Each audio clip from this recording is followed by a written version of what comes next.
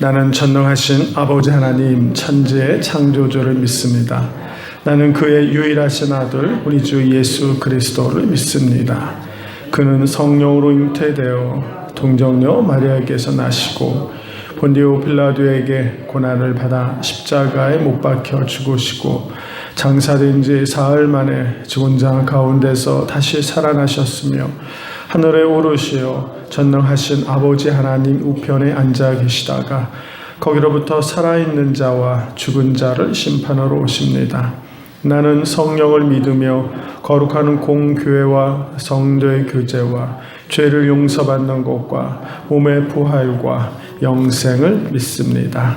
아멘. 352장 1절과 4절만 찬양하겠습니다. 352장입니다.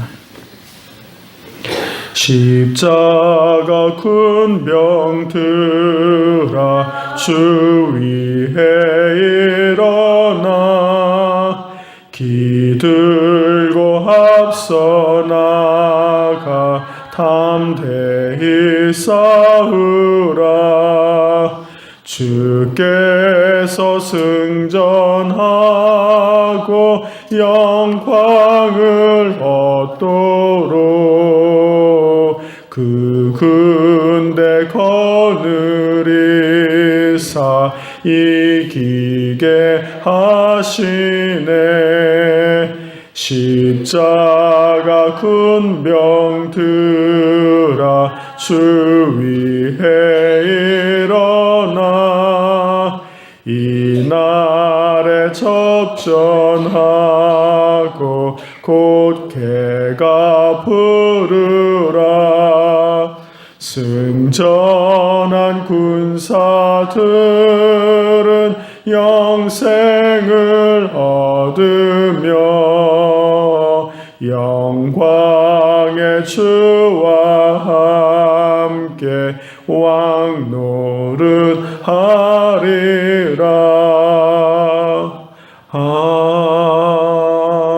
아멘. 하나님 감사합니다. 오늘도 주님의 능력을 사모하며 하나님 앞에 나와 예배할 수 있도록 부르심에 감사를 드립니다.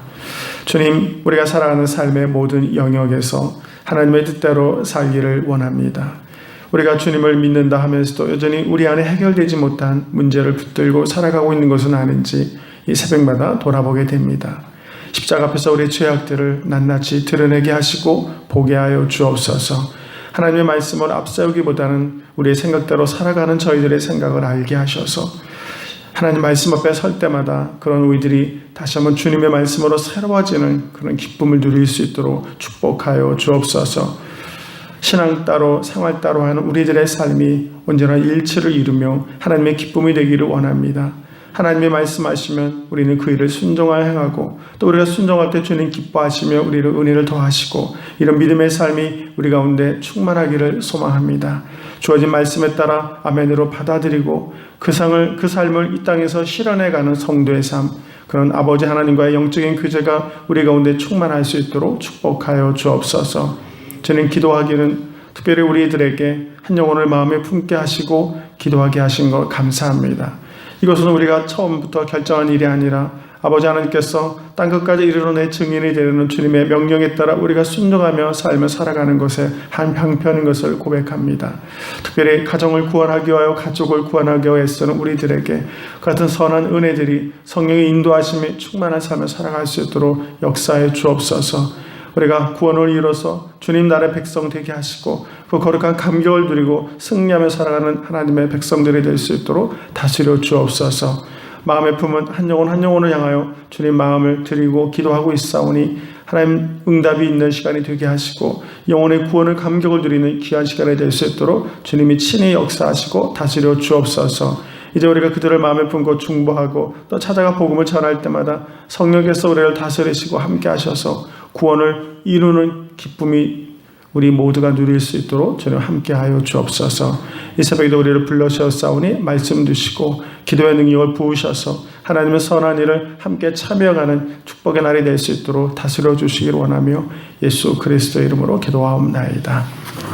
아멘. 오늘 말씀 사무엘하 8장 1절부터 18절입니다.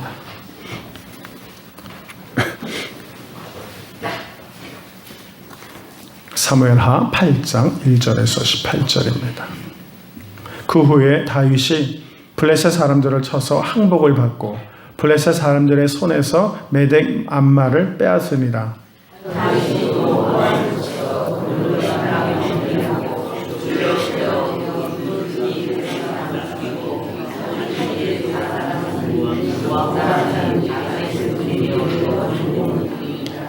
르홉의 아들 소바왕 핫다에셀이 자기 권세를 회복하려고 유브라데 강으로 갈 때 다윗이 그를 쳐서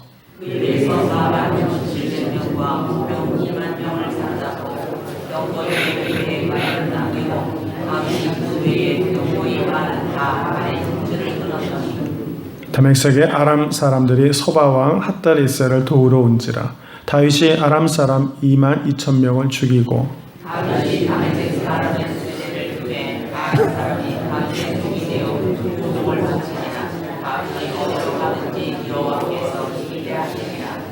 다윗이 핫다에셀의 신복들이 가진 금 방패를 빼앗아 예루살렘으로 가져오고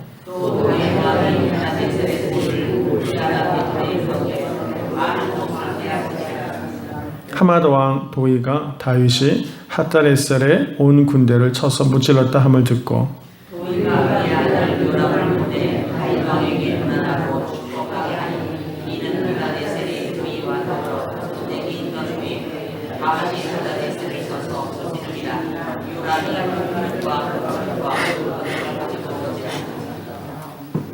다윗 왕이 그것도 여호와께 드리되 그가 정복한 모든 나라에서 얻은 은금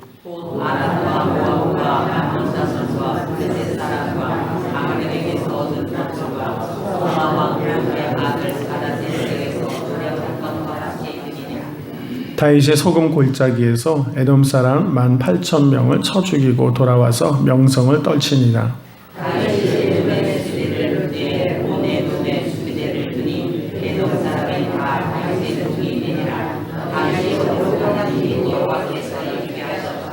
다윗이 온 이스라엘을 다스려 다윗이 온 모든 백성에게 정의와 공의를 행할세.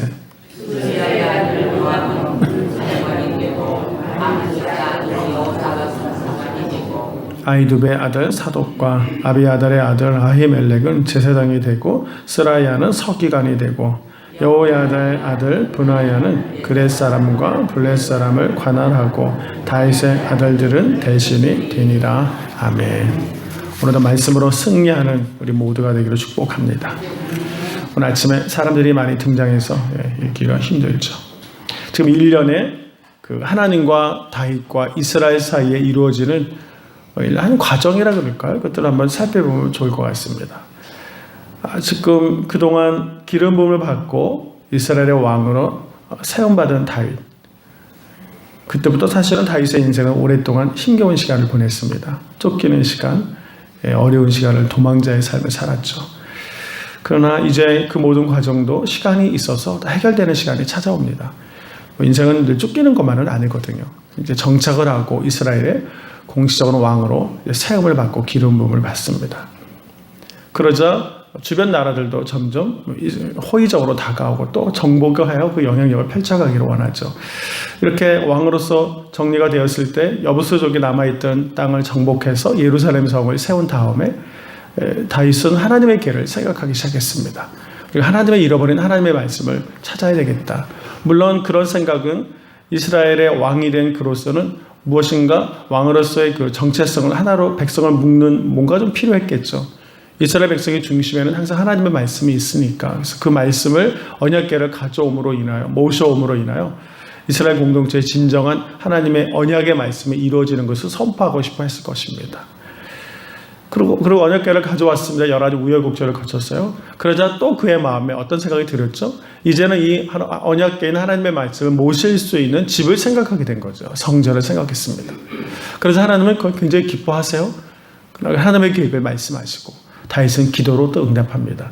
이런 일련의 과정들을 보면서 다윗이 왜 하나님의 마음에 합한 사람인가 하는 것들을 보게 되고, 하나님은 다윗을 통해서 그 나라의 역사를 이뤄가는 과정을 또 우리에게 하나하나 이렇게 보여주고 있습니다.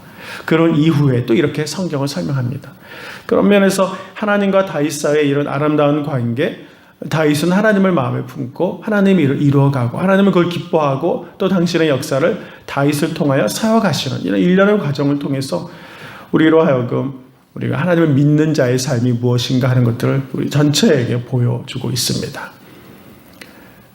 그 이후에 여전히 이렇게 하나님의 말씀을 회복하고 기도하고 이런 과정 가운데 더욱더 하나님은 이제 이스라엘 땅과 그 백성들을 또 강성하게 세워가는 하나님을 우리는 보게 되는 것이죠. 그래서 오늘 말씀도 이렇게 시작합니다. 그 이후에라는 말에 여러 가지 의미가 들어 있습니다.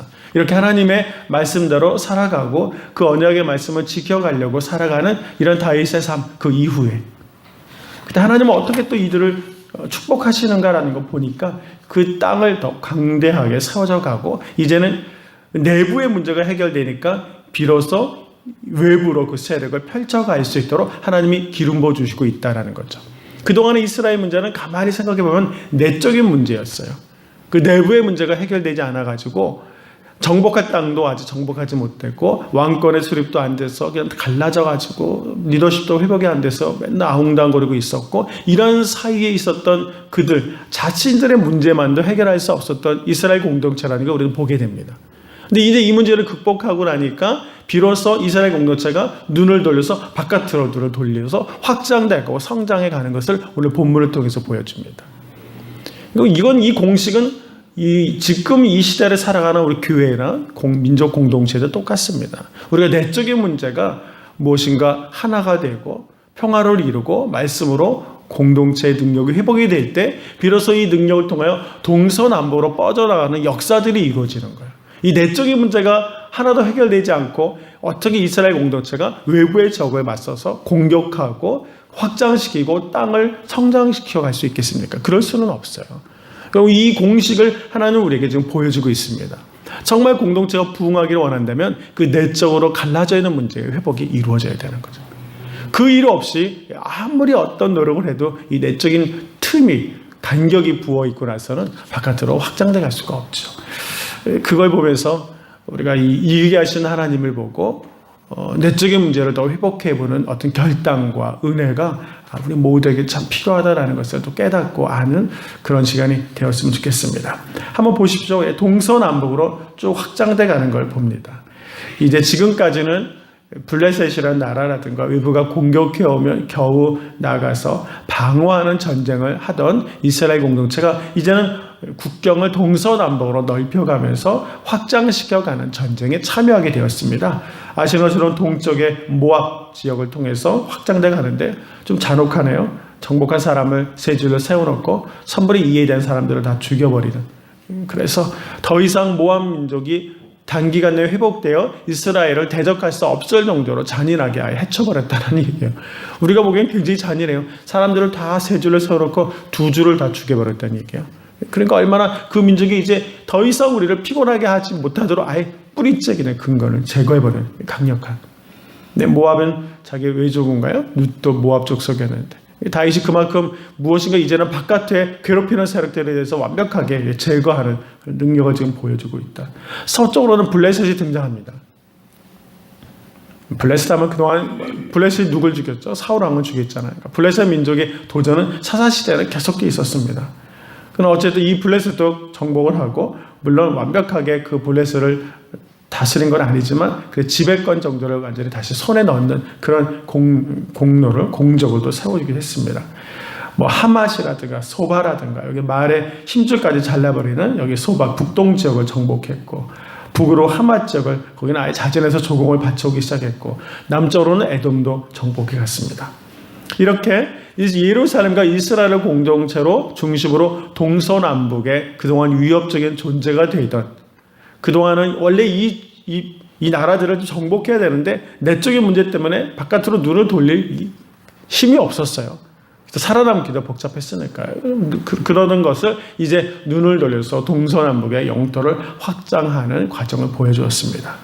그리고 성경은 6절에 어떻게 해서 이런 승리를 할 수 있었느냐라는 문제에 대해서 다윗이 어디를 가든지 여호와께서 이기게 하셨다라고 이 8장 6절에 설명을 합니다. 결국 하나님께서 이렇게 일하셨다. 그럼 하나님은 왜 이렇게 일하셨습니까? 그동안은 왜 일을 안 하셨습니까? 그들이 이제 하나님의 일을 하려고 마음 먹고 있고 그들의 마음을 하나로 공동체로 이뤘고 이스라엘 공동체가 비로소 내적인 모든 분쟁의 문제들을 극복하면서 하나님 나라에 대한 사명을 바라보기 시작했다라는 걸 우리는 알게 되는 거죠. 다시 한번 돌아봅시다. 사사시대, 사울시대, 다윗시대 세 가지를 한번 정리해 볼까요? 간단한 우리 앞으로의 시대니까. 사사시대는 이제 이스라엘 가나안 땅에 들어와 살지만 여전히 가나안 민족을 해결하지 못한 민족도 있고 왕 지파들이 나눠져 있었고 그때는 말씀도 없었어 자기 멋대로 했고 이런 시대가 사사시대였습니다. 그래서 왜 내조도 그렇고 공격의 음악이나 살아나는 게 복잡했고 이렇게 아주 질서도 없었고 무기력했고 급급한 하나님이 그냥 겨우겨우 사람을 세우면 도전되오는 문제를 해결하기에 복잡한 그런 내적인 문제를 갖고 살던 시대가 사사시대였습니다. 두 가지가 다 문제였네요. 내적인 갈등도 있었고 외적인 문제도 여전히 해결하지 못한 시대가 사사시대라는 거죠. 그러면 사울시대는 어떤 시대냐면 어느 정도의 왕권을 확립해서 내적인 문제는 조금 극복한 것이 하나로 좀 이루어갔습니다. 그가 물론 하나님을 버림으로 인해서 하나님이 그를 버리고 다윗을 세웠지만 하나님은 왕을 세워서 내적인 문제를 극복했습니다. 그러나 여전히 외적인 문제에 시달리고 있었죠. 블레셋의 공격을 계속해서 받았습니다. 그래서 다윗 시대 넘어오면 이제 내적인 문제도 회복하고 이제 외적인 문제의 성장을 이루어 뻗어나가는 시대가 다윗 시대라고 볼 수 있어요. 인간의 삶도 어떤 공동체의 삶도 이 과정 가운데 다 있습니다. 여러분은 지금 어떤 과정을 겪고 있습니까? 이 신앙의 내적인 문제도 여전히 해결하지 못하여 극복하지 못해 매일매일 신앙의 정체성을 확립하려고 고생하고 있습니까? 내가 믿는 것인지 믿지 않는 것인지 하나님 말씀에 대한 신뢰도 잘 확신하지 못하고 그렇게 내적인 아픔과 갈등을 여전히 겪고 있습니까? 또 어떻게 내적인 문제를 극복했지만 외부로부터 오는 문제 때문에 신앙의 고민을 갖고 있습니까? 도저히 예수를 믿는 것인지 힘겨워서 이런 시간을 보내고 있는지요? 아니면 이제 이 모든 걸 극복하고 이제 성장과 영혼 구원과 부흥을 위해서 여러분들이 훨씬 하나님 앞에 쓰임받는 자의 삶을 살고 있느냐라는 것이에요. 우리가 살아가는 데 있어서 이런 단계가 있다 그러면 하나님의 부흥은 다윗 시대와 같이 내적인 문제를 극복하고 이제 눈을 바깥으로 돌려서 영혼 구원을 하고 나를 괴롭히는 내가 세상 가운데 있어서 다스리지 못하는 모든 문제를 적극적으로 믿음 안에서 극복해 가려고 하는 삶을 살고 있는지를 생각해 보아야 할 것입니다. 사람은 이제 두 종류의 사람으로 나눌 수가 있어요. 온도계와 같은 사람이 있는가 하면 조절계와 같은 사람이 있다. 온도계는 이런 거죠. 가만히 놔두면 몇 도 몇 도인지 바깥의 온도에 따라 얘가 달라지는 거죠. 그러니까 온도계와 같다라는 사람은 외부의 여건에 따라 살아가는 사람이죠. 바깥이 뜨거우면 나도 뜨겁고 바깥이 차가우면 나도 차갑고 그러니까 나의 어떤 기준은 없어요. 그래서 외부의 환경에 따라 반응하며 살아가는 것이 온도계와 같은 삶을 살아가는 것이다라고 볼 수가 있습니다. 그런 면에서 온도 조절계와 같은 사람은 뭐죠? 여러분 바깥에 추우면 어떻게 해요? 온도 올리죠. 그래서 더우면 어떻게 하죠? 내리죠. 조절계는 외부의 환경에 내가 순응하며 살아가는 거기에 변화를 주면서 살아가는 사람이다라고 볼 수가 있어요. 환경에 따라 내가 조절되는 것이 아니라 오히려 나의 믿음을 가지고 환경을 바꿔가는 사람이다 라고 볼 수가 있는 것이죠. 우리의 신앙이 온도계처럼만 살면 그런 미성숙한 신앙인 것 같아요. 그냥 바깥에 따라서 판단이 이리저리 달라지는 삶이 아닐까라고 보게 되는데요. 온도 조절기 같은 성도의 삶을 살아갈 수 있기를 바랍니다. 온전한 믿음을 가지고 긍정적으로 주변의 상황과 내적인 상황이 어떠하든지 하나님의 언약의 말씀만을 붙들고 변함없이 그 환경과 상황을 바꿔갈 수 있는 삶, 이런 삶을 살아가는 것이 성숙한 믿음의 삶이 아닐까 이렇게 생각해 봅니다. 이제 그 정도의 예수를 믿었다면 주변의 여건에 따라 매일매일 달라지고 움직이는 것이 아니라 복음의 말씀을 붙들고 이 말씀대로 상황을 움직여가는 영적인 사람, 이것이 오늘 우리 가운데 필요하다라고 생각해 봅니다. 그렇게 다윗과 같이 복음을 붙들고 영적인 은혜를 들고 살아가는 우리 모든 성도들이 되기를 축복합니다. 두 번째 문제는 오늘 이제 그것뿐만 아니라 이제 왕국의 제도도 성립해가는 과정을 보여주고 있습니다. 다윗은 정의와 공의의 기초에서 정치를 펼치고 있다는 걸 보여주고 있는 거죠. 다윗이 전쟁을 치르는 것만큼 중요하게 여긴 것은 이 안에서의 평화를 유지해가는 일에도 그만큼 신경을 썼습니다. 필요한 대로 사람을 택하여 맡기고 종교의 문제를 예배의 문제, 제사의 문제는 누군가에 맡기고 정치의 문제는 누군가에 맡기고 군사령관은 요압을 세우고 용병 책임자는 분하엘을 세우고 서기관과 사관은 이를 세워서 세군과 군사동원을 하도록 하고 사독과 아히멜렉을 세우고 이렇게 다 필요할 대로 내부 조직을 갖춰서 비로소 왕으로서의 통치력을 할 수 있는 장악력, 행정 조직을 체계화하고 있는 것을 우리는 보게 됩니다. 전쟁만 해서 영토만 확장시키면 뭐겠습니까? 그 영토를 잘 다스릴 만한 체계를 가져야죠. 이 조직이 없으면 그 영토를 잘 지배하거나 다스릴 수가 없지 않습니까? 그런 면에서 평화를 유지해가는 일에 또 힘쓰는 일이 참 중요합니다. 내적으로 그 조직을 갖춰야 되는 일이 필요해요. 우리가 지금 한국 사회가 겪고 있는 것이 많은 조직을 갖고 있지만 조직이 잘 영향력을 발휘하지 못한다는 게 지금 굉장히 큰 한국 국민이 갖고 있는 큰 아픔인 것 같아요. 요즘 항상 지진 때문에 문제잖아요. 한참 만나 들으면 그 지진 단층이 활성 단층이어서 언제든지 지진의 위험이 있다는 보고서를 몇 년 전에도 냈음에도 불구하고 그것들은 국민들에게는 하나도 발표하지 않고 그냥 그것에 원전을 계속 지어나가고 있다는 것이죠. 우리가 지금 갖고 있는 이 어떤 조직체가 그 일을 어떻게 일을 해야 되는지는 틀이 한국 사회에 너무 잘 보이지 않는다는 것을. 그런 걸 보면서 정말 국민의 안전을 생각하고 있는 나라인지 이런 것들을 알 수 있고 어떤 건물들은 요즘 내진 설계가 되어 있느냐 이런 것들에 대해서 걱정하고 군심하고 이제 그런 시대에 우리가 살고 있습니다. 행정 조직이 이 한국 사회를 우리 사회를 잘 안전하게 도울 수 있는 체계를 가져가야 되는데 우리는 문제가 생기면 이 갖고 있는 조직이 그 문제를 극복하는 데 굉장히 미흡하고 어설프다라는 걸 항상 우리는 보게 됩니다. 언제까지 그런 일을 봐야 할지는 모르겠지만요. 그리고 다윗은 경제도 좋고 수술도 좋지만 이 안에 내적인 문제를 어떤 회복하고 합리적으로 세워가는 일에 다윗은 관심을 기울이고 그 체계를 갖춰갔다라는 걸 설명합니다. 사랑하는 성도 여러분, 오늘 우리가 하나님의 백성으로서 이 일상의 삶을 잘 살아가야 합니다. 내가 예수를 믿기로 결정했다면 내 안에서 이제 하나님을 더 깊이 사랑하고 이웃들을 더 사랑하고 복음을 전하고 살아가는 이 내적인 믿음의 체제를 확립해 가는 것. 그래서 변함없이 흔들림이 없이 내 안에 어떤 문제가 들어왔을 때도 이 문제를 충분히 해결할 만한 신앙적인 지식의 문제, 고백의 문제가 흔들리지 않고 대면할 수 있는 체계적인 삶을 살아가는 것이 개인으로도 필요하고 교회 공동체로도 필요합니다. 저는 교회 공동체적으로는 우리가 이제 목장을 보다 튼튼하고 건강하게 세워가야 한다고 봅니다. 목장이 변함없이 서 있을 때 주변에 부딪히는 많은 문제들을 영적으로 감당해 나갈 수 있는 큰 힘과 방어벽이 되는 것이 목장이에요. 만약 목장 자체가 흔들리기 시작하면 내진처럼 지진처럼 문제가 왔을 때 흔들리고 무너지는 거죠. 목장이 건강하게 서 있을 때 외부의 어떤 공격에도 교회가 건강하게 지탱해낼 수 있는 그 힘이 되는 것은 다른 데 있지 않아요. 목장이라는 조직체제에 저는 있다고 봅니다. 그런 면에서 조금 더 깊이 있게 교회를 감당하고 여러분들이 부름받은 각자의 자리에서 오직 하나님을 바라보면서 그 일을 했으면 참 좋겠어요. 각자의 모든 목회는 누가 혼자 할 수 없어요. 목회자 혼자, 당회원 혼자 하는 것이 아니에요. 혼자 하려고 하는 생각을 다 내려놓아야 합니다.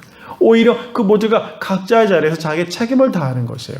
그런 누굴 바라보고 하나님을 바라보면서 그 일들이 이루어질 때 거기서 협력이 이루어지는 것이고 교회 공동체를 온전히 세워갈 수 있는 것 아니겠습니까? 그렇게 좀 하나님의 일들을 목장 안에서 각각의 조직체 안에서 더 질서 있게 더 평화를 유지하고 믿음을 지켜가는 그런 성도의 견고한 삶을 우리가 누릴 수 있기를 축복합니다. 하나님은 지금 충성하는 자에게 원래 직분을 주시는 분이세요. 여러분 16절, 17절을 한번 쭉 보세요. 이렇게 쭉 여기 보면 다 누가 제사장이 되고 누가 그 일들을 했는지 다윗의 아들들이 여기 대신들이 되고 사람들 세우고 하는 거 보면 이 사람을 누가 주겠습니까? 아무나 사람을 갖다 세워서 그 일을 맡기는 것은 아니에요. 하나님의 일에 충성을 다할 수 있는 사람을 구별하여 그 일을 맡기는 것이 다윗의 일이고 또 하나님의 일입니다. 이들은 다윗과 함께 충성을 다하는 사람들이었습니다. 아무에게나 그를 맡긴 것이 아닙니다. 그리고 그들은 주어진 직무와 책무에 집중하면서 하나님께 충성하는 자에게 하나님 더 많은 것을 맡기고 또 축복해 주시는 거죠. 이렇게 공동체가 외부로도 계속 영토로 확장해 나가는 그런 전진과 성장도 필요하지만 다윗은 그 안에 있는 내적인 조직체를 피로 충성하고 헌신하는 사람들에게 맡김으로써 평화를 구하고 안정화를 하는데도 최선을 다하여 국가라는 이스라엘 공동체를 하나님의 뜻대로 온전히 세워가는 일에 집중하고 있는 모습을 오늘 사무엘하 8장에서 우리가 보게 되는 것입니다. 많이 얻기만 하면 뭐겠습니까? 관리를 잘 못하면 또 소용이 없는 것이잖아요.